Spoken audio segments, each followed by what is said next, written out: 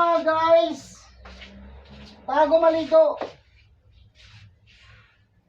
nagpakulo ako doon ng gamot ng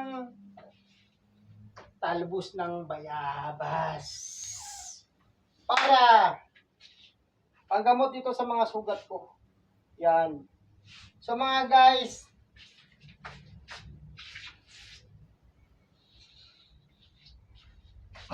pakita ko sa inyo kung anong gamot ko talaga.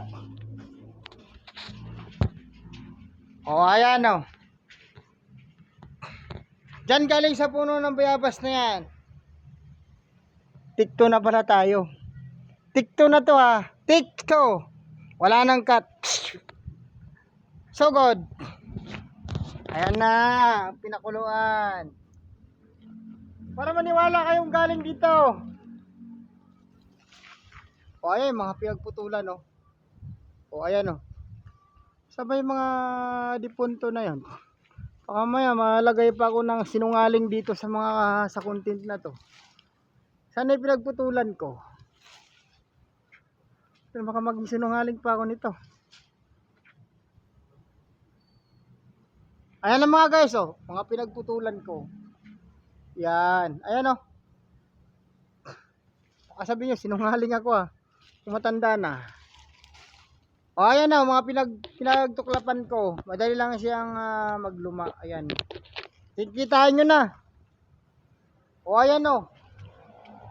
Puno ng bayabas. Katabi ng punong kahoy. Pira usog. Tabi-tabi po. Yan. At ipakikita ko naman sa inyo ito. Itong ukra. Ayan, pinapatuyo ko yan kasi tatanim ko yan. Kahit na walang gusto kong gulayin to, nagtira pa rin ako niyan. Para kita nyo, panis. Mayroon pa sa kabila, panis. Ngayon, maliligo na ako. Babay na sa inyo. Ito na naman yung sugat ko at saka ayan o. Ayan. Ayan o. Talbos ng bayabas. Tsaka gamot sugat. Patuyo na. Galing dyan. At laging pinagkapayo ng Mateo Channel na maghanda ng payong. Yung payong na hindi yung bara-bara, yung original. Para umabot ng 6 months o hanggang 1 taon.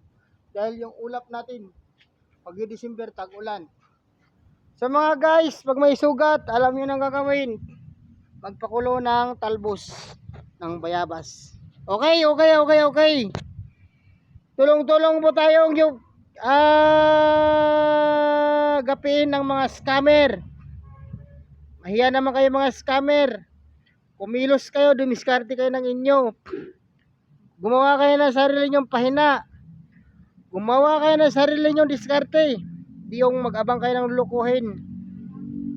O ayan na. Mga scammer ha. Papunta na kami ng channel. Mabubulok na kayo sa bilangguan. Yan. So hanggang dito na lang po ang update ng Mateo Channel. Inuulit ko po, bumili ng payong para iwas sipon.